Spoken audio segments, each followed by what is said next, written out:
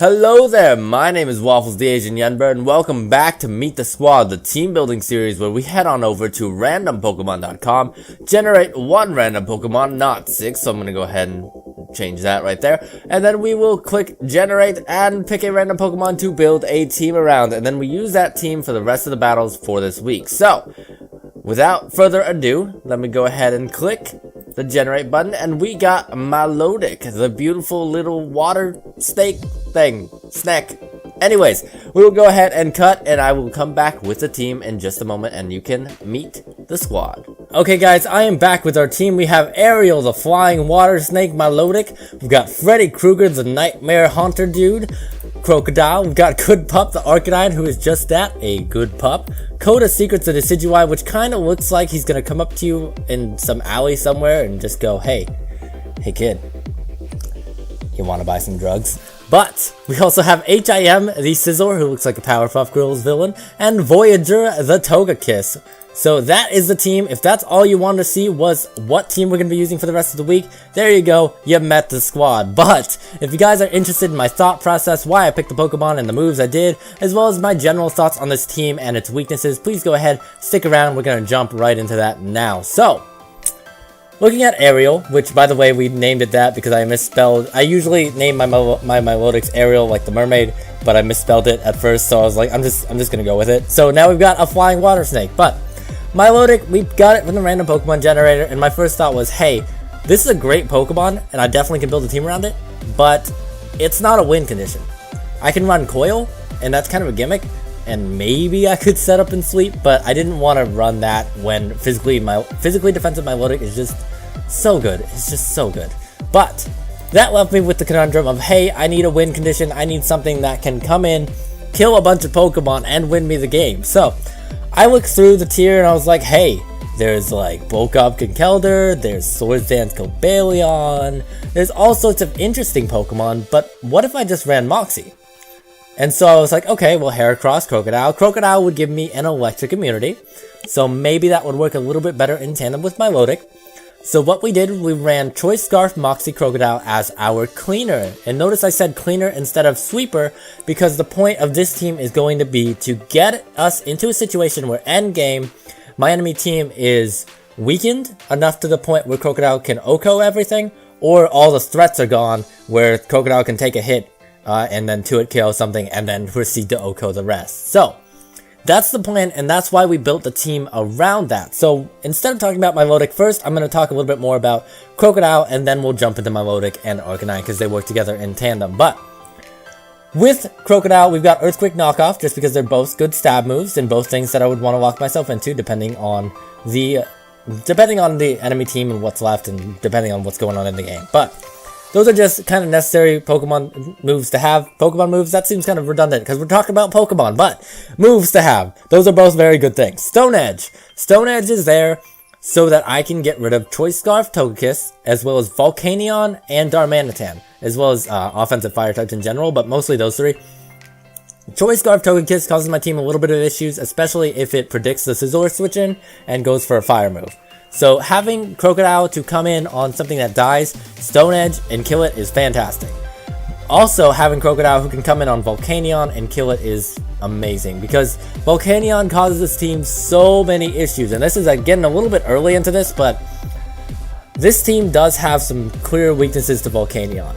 And I think one of those reasons is because we have Scizor instead of another empty slot. And the reason we have to have Scizor instead of another empty slot is because we're using Milotic instead of something like Tentacool. So it kind of sounds weird to say it like that, but because we're using Milotic, and Milotic is very good at one roll, don't get me wrong, it is very, very good at one roll. I need my water type on this team to be able to fulfill multiple rolls so I don't have to use Scizor as well. Because Scizor is my check to fairy types, but if I had like a Tentacool, then I'd have Tentacool and Arcanine, and they could work together and kill fairy types. But that's sort of getting off track, but that's something you want to keep in mind when you're using this team, is the Volcanion matchup isn't unbeatable, but it's definitely something that causes my team issues, and I have to play around it very, very particularly. So it's definitely something that can win. You can win it, but it's careful. You have to be very careful. So that's why Stone Edge is really nice to be able to come in, kill it, and really just save Crocodile then again for late game, but really the only time I'd bring it in early is to kill one of those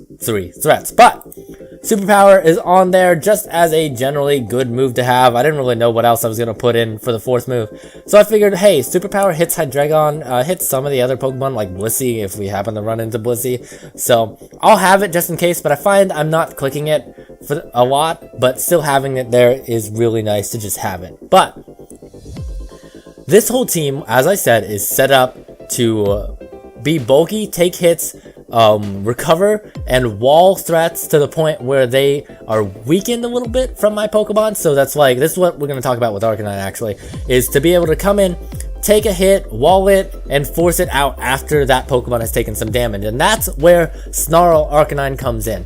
We have specially defensive Arcanine because we have physically defensive Milotic. And because Arcanine has Intimidate and Will-O-Wisp, it still kind of deals relatively well with physically offensive threats. Milotic's going to be my prime physical wall, but having Arcanine here as a secondary physical wall as well as a primary special wall is nice. So the point with Arcanine is that it comes in on special attackers. It can Snarl, bring their special attack to -1, and get it to the point where it is not doing enough damage to where Morning Sun doesn't heal it back up. So that then forces that special attacker out, but not before it's taken Snarl damage 2 or 3 times, hopefully. And that's the point, is that Arcanine comes in, it walls, but it also weakens. And again, that is what we're doing with this team.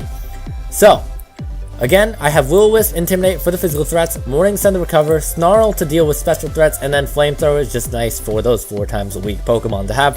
Fire Stab is just really, really good in UU, especially with Scizor running around. Good Pup can switch in on it almost every day of the week, as well as Milotic though.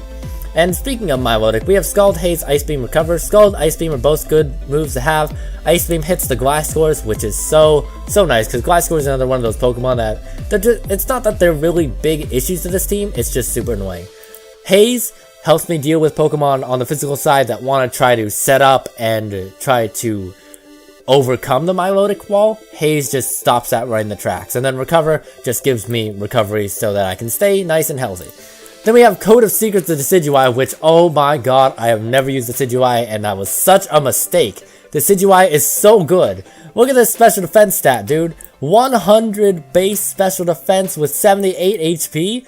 Are you kidding, guys? Assault Vest for days. I don't know why I didn't use this Pokemon. This is great.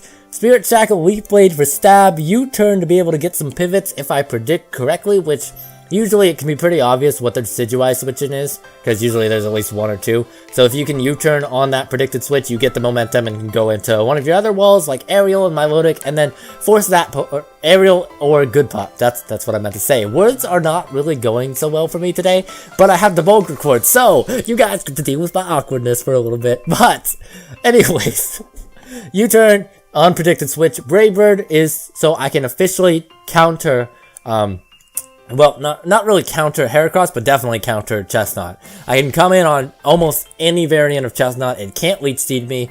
Spiky Shield is, it really doesn't do that much. Drain Punch is I'm immune to.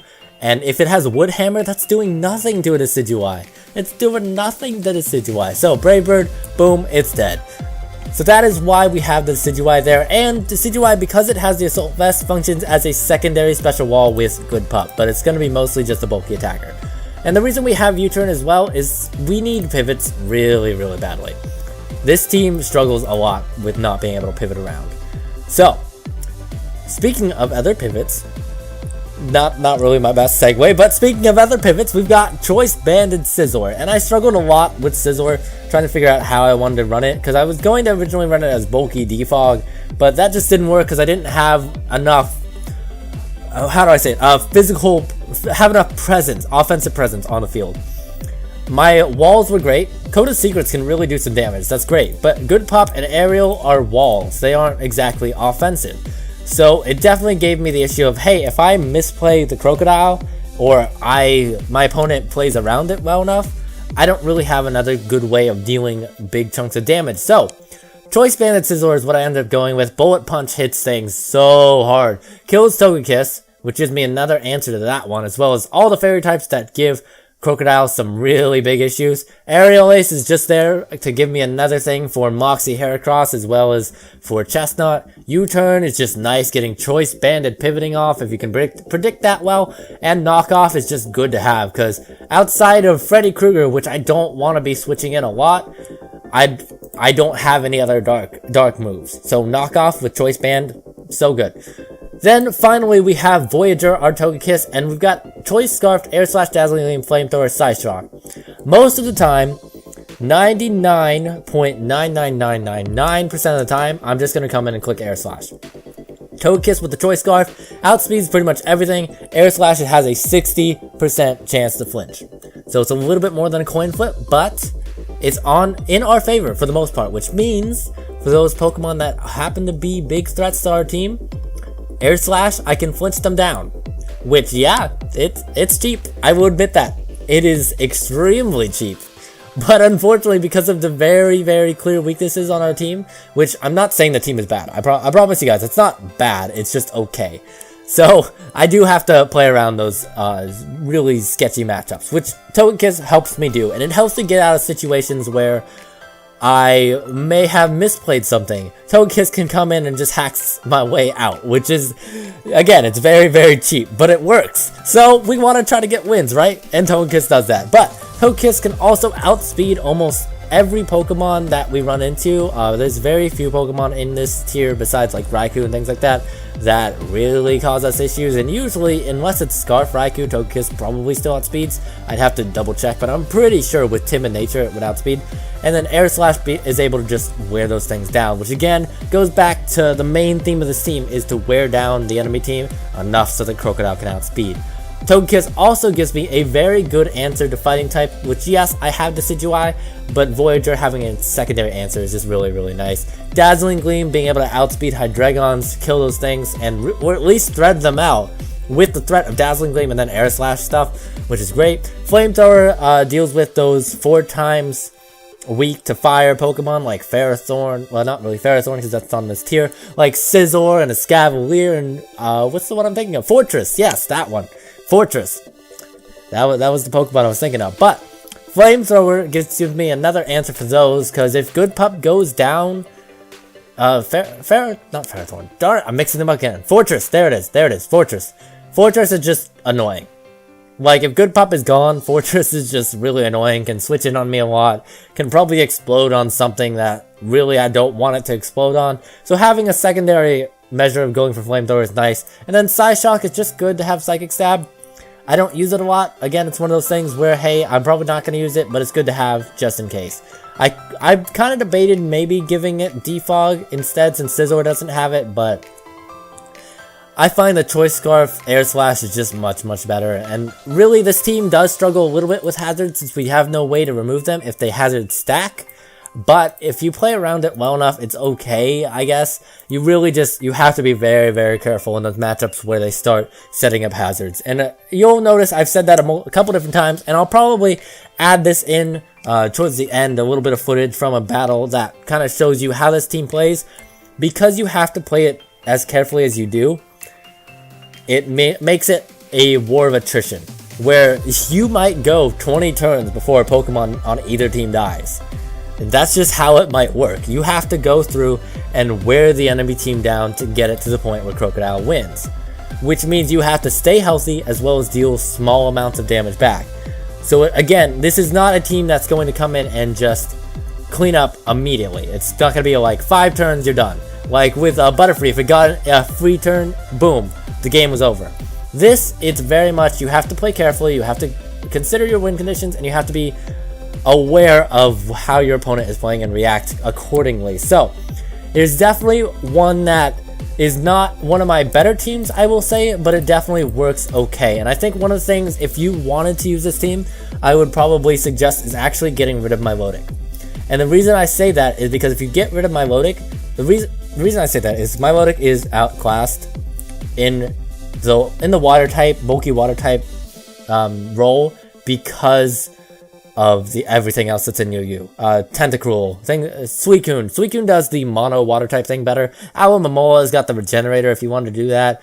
Mega Blastoise is just is great because it's Mega Blastoise. And Empoleon's got the Steel typing, things like that. These are good Pokemon that could probably do a little bit better than Milotic on this team. Unfortunately, while Milotic does its one job very well, if I had something like Tentacruel, then I could get rid of Scizor and have a different Pokemon instead. Because Scizzor's there because you need an answer for fairy types, like an offensive answer. Good Pup can come in and switch in on them, but HIM can kill them.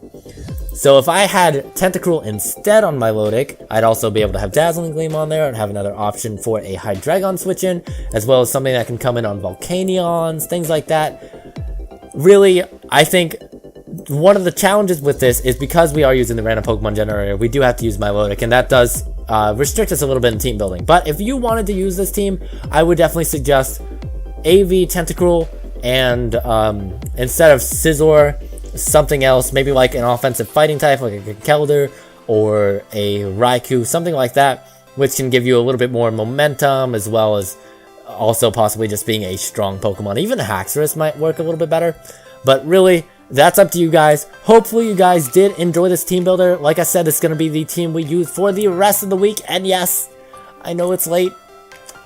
I'm not very consistent. It's just a sort of a thing that happens with me. But I'm doing my best, and I'm trying to bulk record today, as I mentioned earlier, so that I can kind of get everything on a good schedule. But, like I said, that is not something you guys really care too much about. Like I said, hopefully you guys did enjoy this, and hopefully you have a good day, good week, good life. Now, goodbye.